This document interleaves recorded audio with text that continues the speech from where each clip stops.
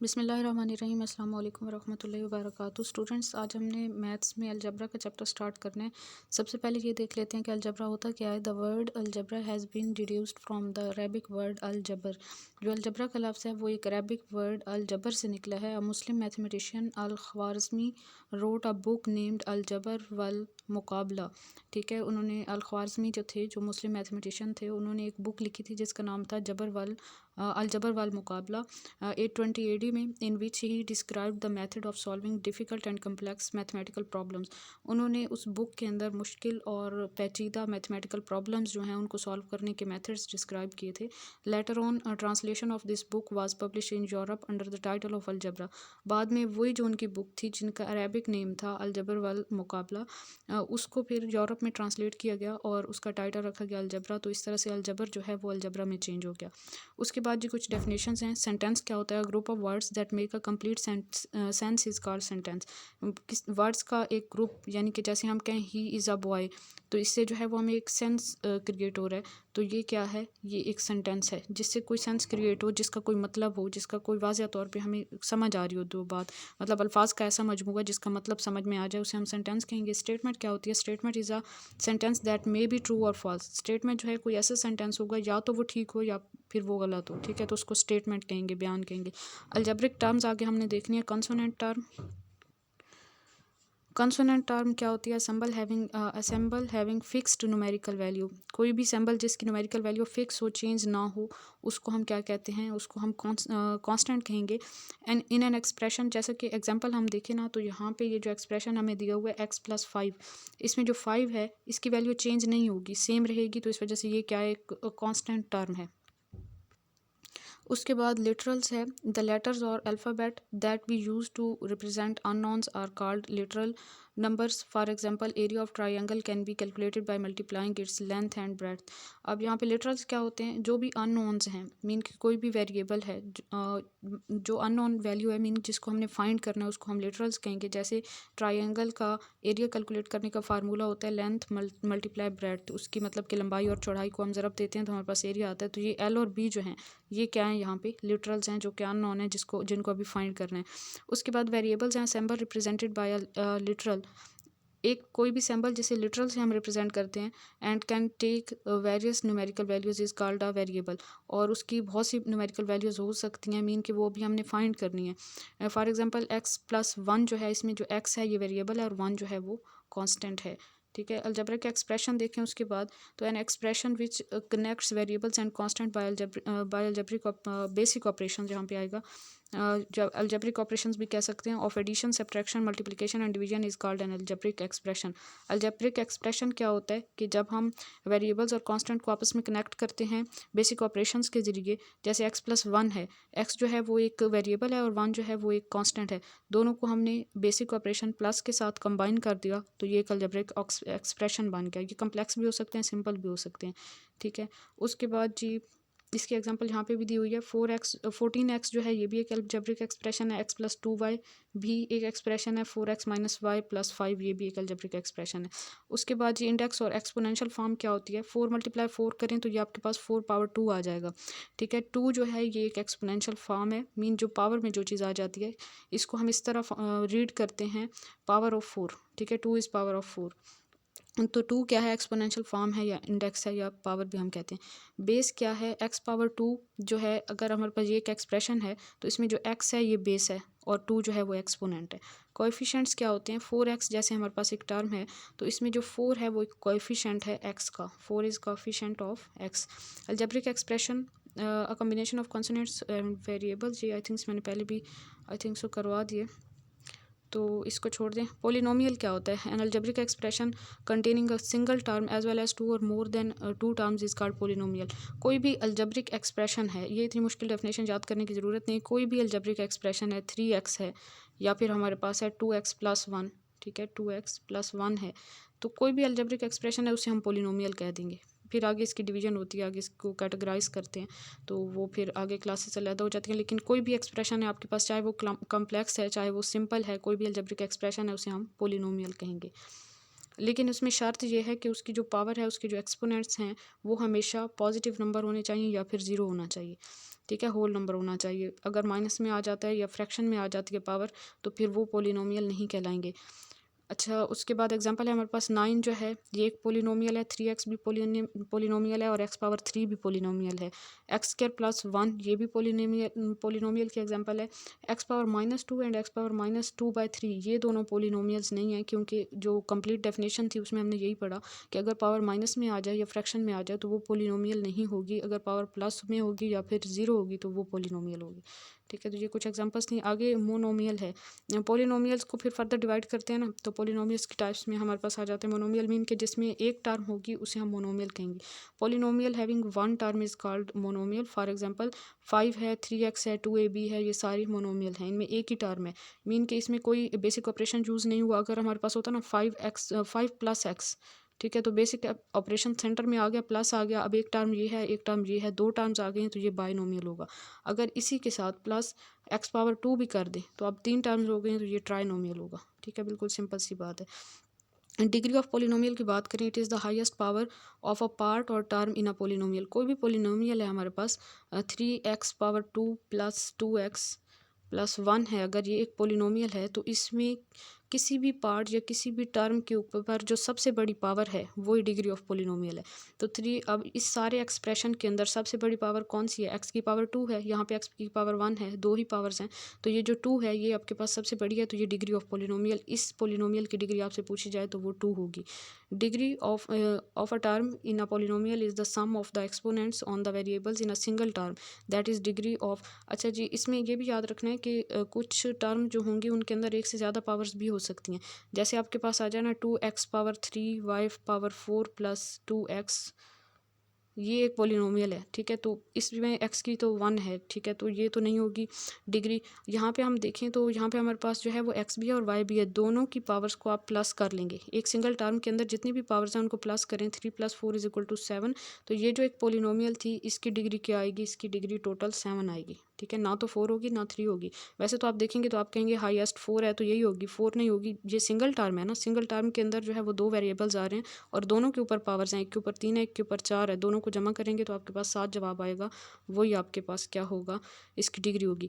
Polynomials in one variable, अब अगर एक वेरिएबल है तो उसको हम पोलिनोमियल इन वन वेरिएबल कहेंगे, अगर दो हैं जैसे एक्स वाई है तो वो इन 2 वेरिएबल्स होगा, और अगर 3 हैं एक्स वाई जी या ए बी सी या यहाँ पे भी एक्स वाई जी तीनों आ रहे हैं तो ये पोलिनोमियल इन मोर वेरिएबल्स या ट्राई वेरिएबल्स।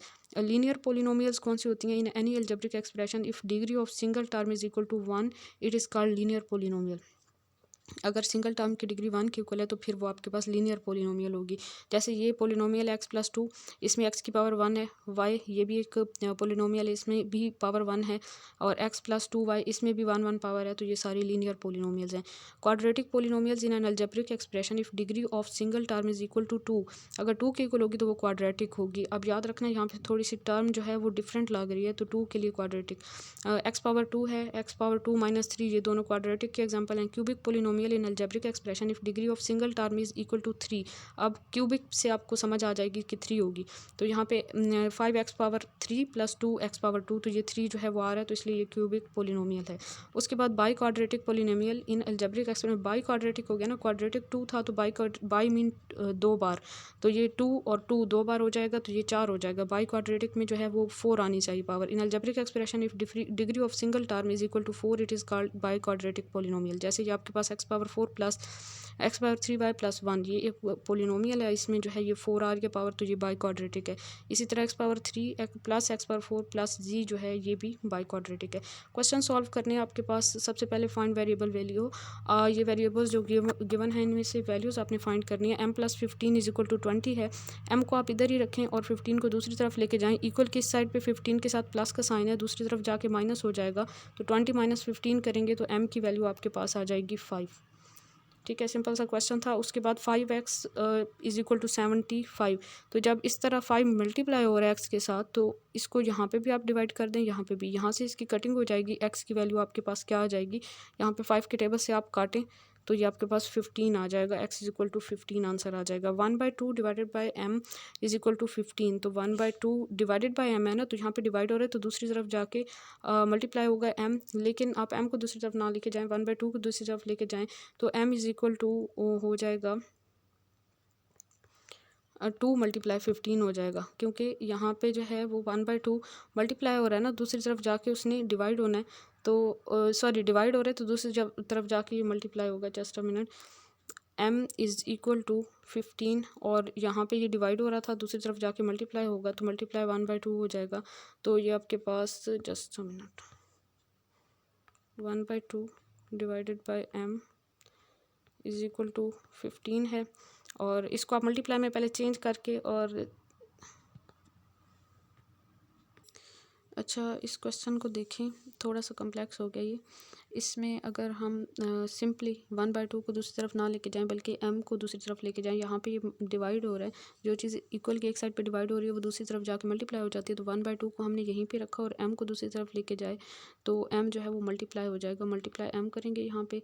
अब हमने 15 को दूसरी तरफ लेके जाना है, 15 जहाँ पे मल्टीप्लाई हो रहा है, m की वैल्यू फाइंड करनी है ना, तो m को हम यहीं रखें, 15 को दूसरी तरफ लेके जाएँ तो 15 डिवाइड हो जाएगा, तो ये इक्वल हो जाएगा m इज़ इक्वल टू 1/2, और वहाँ पे वो मल्टीप्लाई हो रहा था, इधर आके बटे के नीचे आ जाएगा ना, तो ये आपके पास जवाब आ जाएगा m का 1/30। ठीक है, ये 1/30 जो है इसका जवाब होगा, m की वैल्यू जो है 1/30 आ जाएगी। क्वेश्चन नंबर 4 है x minus 0.3 is equal to 0.4, तो x माइनस 0.3 है तो माइनस वाली टर्म दूसरी तरफ जाके प्लस हो जाती है, तो 0.4 प्लस 0.3 हो जाएगा, तो 0.3 और 0.4 को प्लस करेंगे तो आपके पास 0.7 आंसर आ जाएगा, x की वैल्यू 0.7 आ जाएगी। क्वेश्चन नंबर 5 है p-1 इज इक्वल टू 7, यहाँ पे 1 जो है वो माइनस हो रहा है, दूसरे जाके प्लस हो जाएगा, तो p is equal to 8 answer आ जाएगा। Separate coefficients, base, exponents, literals, variables and constants, ये आप लोगों ने हर एक्सप्रेशन में से सारी चीज़ों को सेपरेट करना है। कोफिशिएंट क्या होता है, बेस क्या होती है, एक्सपोनेंट्स क्या होते हैं, लिटरल्स, वेरिएबल्स एंड कॉन्सोनेंट्स। तो ये वाली सारी टर्म्स की डेफिनेशन और एग्जांपल पीछे मैंने आपको बता दिए हैं, ये आप लोगों ने खुद करना है। इन टर्म में से सारी जो है ना, ये जो सारी अलजेब्रिक एक्सप्रेशन है इनमें से coefficient, base, exponent, literals, variables और कॉन्सोनेंट्स सबको अलग-अलग करना है। ठीक है, मतलब कि आप ऐसे करेंगे ना कि कोएफिशिएंट की हेडिंग लिख लेंगे, इक्वल लगा लेंगे, फिर बेस की हेडिंग लिख के फिर इक्वल लगा लेंगे, फिर एक्सपोनेंट की हेडिंग और इक्वल, और फिर लिटरल्स, और फिर इसी तरह वेरिएबल्स। फिर इस एक्सप्रेशन में आप देखेंगे जो कोएफिशिएंट है वो आप यहाँ पे राइट कर देंगे, बेस के आगे बेस, एक्सपोनेंट के आगे एक्सपोनेंट, इस तरह करके आपने अपना होमवर्क करना होगा। नेक्स्ट क्वेश्चन है एडिशन के। एडिशन में हम क्या करते हैं, जो भी हमारे पास वेरिएबल्स होते हैं अगर वो सेम हैं तो उनको सम कर सकते हैं हम। जैसे 2y + 3y + 4y है, इन सब के वेरिएबल्स सेम हैं तो इन तीनों को हम जमा कर देंगे, 3 और 2 5 और 4 9 हो जाएगा, तो 9y जो है इसका आंसर आ जाएगा। एक जैसे वेरिएबल्स वाले आपस में सम अप हो सकते हैं, ये भी वैसे ही होगा। अब इस वाले पोलिनोमियल में हम देखें तो x + y + z + 2x + z, अब इसमें हमारे पास जो है ना z वाले 2 हैं तो ये दोनों आपस में प्लस हो जाएंगे तो 2z आ जाएगा, प्लस y वाला हम देखें तो एक ही है तो वो एज इट इज़ आ जाएगा, और x वाले जो हैं वो भी 2 हैं, 2x और 1, तो इन दोनों का ये 2x है और ये 1x है तो 3x हो जाएगा। ठीक है, प्लस होके 3x + y + 2z इसका आंसर आएगा। बाकी ये सारे आपने होमवर्क में खुद करने। सब्ट्रैक्शन के क्वेश्चन देखें तो सब्ट्रैक्शन में हमने क्या करना होता है, ये ब्रैकेट जब ओपन करते हैं तो ब्रैकेट के बाहर अगर माइनस का साइन है तो अंदर वाली वैल्यूज़ का साइन चेंज हो जाता है। ठीक है, तो आप पहले तो फर्स्ट ब्रैकेट वाली वैल्यू को ऐसे ही लिखेंगे, 3x + 2y, ब्रैकेट को ओपन कर रहे हैं। अब 2x के साथ कोई साइन नहीं लगा हुआ तो इट्स मीन कि इसके साथ प्लस है, लेकिन ब्रैकेट के बाहर माइनस है तो प्लस माइनस माइनस हो जाता है, मीन कि उसका साइन प्लस था तो वो बाहर वाले माइनस की वजह से चेंज होके माइनस हो गया, -2x, और आगे वाला साइन माइनस है y से पहले तो वो प्लस हो जाएगा, +y। अब इसमें देखें जो सेम वेरिएबल्स वाले हैं वो आपस में प्लस हो जाएंगे, 3x है और यहाँ पे 2x है। अब ये 2 और 3 प्लस होंगे तो 5x आ जाएगा, प्लस 2 है यहाँ पे और यहाँ पे कुछ नहीं है तो इट्स मीन के 1y है तो 3y आ जाएगा, 5x। जस्ट अ मिनट, यहाँ पे जो है जमा माइनस का भी हमने ख्याल रखना है, तो 3x जमा 2y माइनस 2x जमा y है, ये 2x माइनस का है और ये 3x जमा का है, जमा माइनस माइनस होगा, 3 में से 2 माइनस करेंगे तो 1x बच जाएगा, और यहाँ पे जी जमा 2y है और यहाँ पे जमा 1y है तो 2 और 1 3y आ जाएगा, x जमा 3y आ जाएगा। ठीक है, और साइन सारे प्लस के आए हैं क्योंकि ये दोनों जब हम सॉल्व किए हमने प्लस वाले 3x माइनस एक्स वाली सॉरी 3x माइनस 2x किया था, तो 3x मतलब बड़ी वैल्यू के साथ प्लस का साइन था, तो इस वजह से यहाँ पे प्लस का साइन आया। उसके बाद क्वेश्चन है 3x माइनस 2x, 3x में से 2x को माइनस करें तो जस्ट x आंसर आएगा और साथ में प्लस का साइन आएगा, क्योंकि जो बड़ी रकम है 3x उससे पहले कोई साइन नहीं है, मीन उसके साथ प्लस है। 2x माइनस 3y, तो ये आंसर भी यही है, क्योंकि इसमें कोई भी वेरिएबल सेम नहीं है, अगर सेम हो तो उनको हम ऐड कर सकते हैं। नेक्स्ट क्वेश्चन है x⁻3 minus x⁻2 minus y⁻3 minus xy। अब इसको सॉल्व करेंगे ना, तो ये जो माइनस का सिंबल है ये अंदर मल्टीप्लाई होगा और अंदर वाले साइंस चेंज हो जाएंगे, माइनस के साइन बाहर के माइनस के साइन की वजह से। तो x⁻3 minus x⁻2 minus y⁻3 और माइनस माइनस प्लस होके xy आ जाएगा। और इसमें हम अगर देखें तो कोई भी वेरिएबल सेम नहीं है, ये x⁻3 है, ये x⁻2 है, y⁻3 है और xy है, तो इनमें कोई भी एडिशन सब्ट्रैक्शन नहीं हो सकती। a की वैल्यू दी हुई है a plus B plus c और b की value a minus b plus c. हमने a माइनस बी फाइंड करना है, पहले आप इसको ब्रैकेट की फॉर्म में लिख दें, पहले आप a की वैल्यू लिखें, तो a की वैल्यू है a प्लस बी प्लस सी, आगे माइनस का साइन लगाएं और b की वैल्यू लिखें a माइनस बी प्लस सी, ठीक है, ब्रैकेट क्लोज। अब माइनस का साइन जो है वो अंदर मल्टीप्लाई होगा और अंदर वाले सारे साइन चेंज हो जाएंगे, a plus B plus C minus a plus B और माइनस सी। अब देखें प्लस इसके साथ प्लस है, कुछ नहीं होता जहाँ पे वहाँ पे प्लस होता है, प्लस ए और माइनस ए कैंसिल आउट हो जाएंगे और प्लस सी और माइनस सी कैंसिल आउट हो जाएंगे, ये प्लस बी है और ये प्लस बी है, तो 2b आंसर आ जाएगा या प्लस 2b कह सकते हैं। उसके बाद मल्टीप्लिकेशन वाले क्वेश्चन है 7 और -8 को मल्टीप्लाई करना है, तो 7 8 56 होता है, तो 56 m आएगा, लेकिन साथ में माइनस का साइन भी आएगा क्योंकि 8 के साथ माइनस था। फिर 4xy एंड 2x² है और इनको हमने आपस में मल्टीप्लाई करना है, तो 4xy multiply 2x² and y। तो अब आप मल्टीप्लाई करें तो सिंपली टेबल पढ़ें, 4 2 ज़ार 8 आ जाएगा और इनकी पावर्स जो होती हैं ना, वो मल्टीप्लाई में जो वेरिएबल्स होती हैं उनकी पावर्स जमा हो जाती हैं। x की पावर 2 है और उस x की पावर 1 है, तो 2 + 1 3 हो जाएगा और फिर y की पावर इसकी भी 1 है, इसकी भी 1 है, तो यहाँ पे 2 आ जाएगा। तो आंसर आएगा 8x⁻3 y⁻2। यही रूल सिंपली याद रखें कि मल्टीप्लाई में ये जो है 4 और 2 जो कि कांस्टेंट टर्म्स थी वो आपस में मल्टीप्लाई होंगी, इनका पहाड़ा पढ़ लेंगे और बाकी जो वेरिएबल्स हैं उनको आपस में जहाँ भी मल्टीप्लाई करेंगे उनकी पावर्स को सम करके लिख लेंगे। वेरिएबल को एक ही बार लिखेंगे, 2 थे ना ये x और x, तो इस x की पावर 2 थी और इसकी 1 थी और 2 + 1 3, तो इस तरह जो है पावर्स को जमा कर लेंगे। बाकी क्वेश्चंस आप लोग खुद सॉल्व करेंगे ये वाले। और डिवीजन का देखें तो डिवीजन में हमारे पास है x⁻2 माइनस 4x प्लस 4 और इसको हमने डिवाइड करना है x + 2 से। अब देखें x + 2 और यहाँ पे x⁻2 माइनस 4x + 4, पहली टर्म देखें तो x⁻2 है और यहाँ पे x है, हमने x का पहाड़ा पढ़ना है, जैसे सिंपल तकसीम करते हैं तो कैसे, मैंने अभी आपको बताया कि जब मल्टीप्लाई करते हैं तो तब पावर्स सम में आती हैं, ठीक है, किसी भी वेरिएबल की। तो x की यहाँ पे एक पावर है, हमें x की पावर कितनी चाहिए, 2 चाहिए, तो हम क्या करेंगे, x को x से मल्टीप्लाई करेंगे। x को जब x से मल्टीप्लाई करेंगे यानी कि x + 2 को x से मल्टीप्लाई करेंगे तो आपके पास आएगा x⁻2 प्लस x को 2 से मल्टीप्लाई करेंगे तो 2x, ठीक है, x⁻2 प्लस 2x आएगा और इस तरह से जो है ऊपर आप लिखेंगे x और जब इसको अब आप माइनस करेंगे तो माइनस में साइन चेंज हो जाते हैं, तो ये दोनों कैंसिल आउट हो जाएंगे, एक प्लस का x⁻2 और एक माइनस का, और नीचे वाली वैल्यू के साइन चेंज करने, ऊपर वाले के नहीं करने। फिर माइनस माइनस प्लस होगा, 4 और 2 6 हो जाएगा, 6x आ जाएगा प्लस 4 आ जाएगा। अब यहाँ पे हमने माइनस माइनस प्लस किया है ना, तो x की पावर सम नहीं होंगी क्योंकि जस्ट मल्टीप्लाई में सम होती हैं, इधर x एज इट इज़ आ जाएगा। 6x + 4 है, फिर x + 2 था और यहाँ पे हमारे पास 6x + 4 है, तो अब x को हम किस से मल्टीप्लाई करें, 6 से मल्टीप्लाई करें ना, तो +6 करेंगे और 6 से जब हम मल्टीप्लाई करेंगे तो हमारे पास 6x प्लस यहाँ पे आएगा 6 2 = 12, तो यहाँ पे 12 आ जाएगा, ठीक है, यहाँ पे लिखा नहीं जा रहा, आपने देख लेना, 12 आ जाएगा। फिर नीचे जो है लाइन लगा के इसको आप माइनस करें, साइन चेंज करें, तो ये जमा माइनस वाला काट जाएगा और ये जमा माइनस माइनस होगा, 12 में से 4 निकालेंगे तो आपके पास आ जाएगा जी 8 आ जाएगा, ठीक है, तो वो 8 जो है वो नीचे बच जाएगा और ऊपर जो है ये वाली चीज़। तो इस तरह ये सॉल्व होगा ये क्वेश्चन। आप लोगों ने क्वेश्चन नंबर 2 को खुद सॉल्व करना है। आगे कुछ क्वेश्चन हैं, इनको सॉल्व करना है। इसमें आपने बस ब्रैकेट को ओपन करने का ख्याल रखना है, जैसे ए है, ए एज इट इज़ आएगा, प्लस ये करली ब्रैकेट आएगी और फिर ए, और सबसे पहले सबसे छोटी ब्रैकेट को सॉल्व करते हैं ना, तो हम क्या करेंगे, अब ए प्लस ए को अंदर ए से मल्टीप्लाई करेंगे तो a⁻2, अब ब्रैकेट ओपन हो रही है और फिर ए को नेक्स्ट ए के साथ मल्टीप्लाई करेंगे तो प्लस a⁻2 और प्लस ए पावर 2, और फिर जो है 2 ब्रैकेट्स अब रह गई हैं। अब जो है हम कर्ली ब्रैकेट को ख़त्म करेंगे तो बाहर प्लस का साइन है तो सारी वैल्यूज़ एज इट इज़ आ जाएंगी, इसमें जो है कोई भी वैल्यू चेंज नहीं होगी।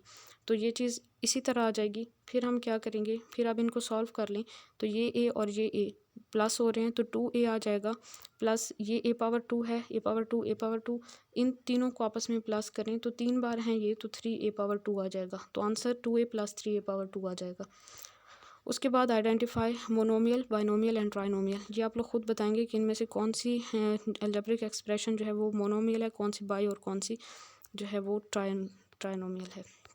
तो ये हमारा आज का लेक्चर था। आई होप आप लोगों को बहुत कुछ सीखने का मौका मिला होगा। अगर आप लोगों को कुछ भी सीखने का मौका मिलता है तो जस्ट वीडियो को लाइक कर दिया करें। अपना बहुत सारा ख्याल रखिए। जज़ाकल्लाह खैर। अल्लाह हाफ़िज़।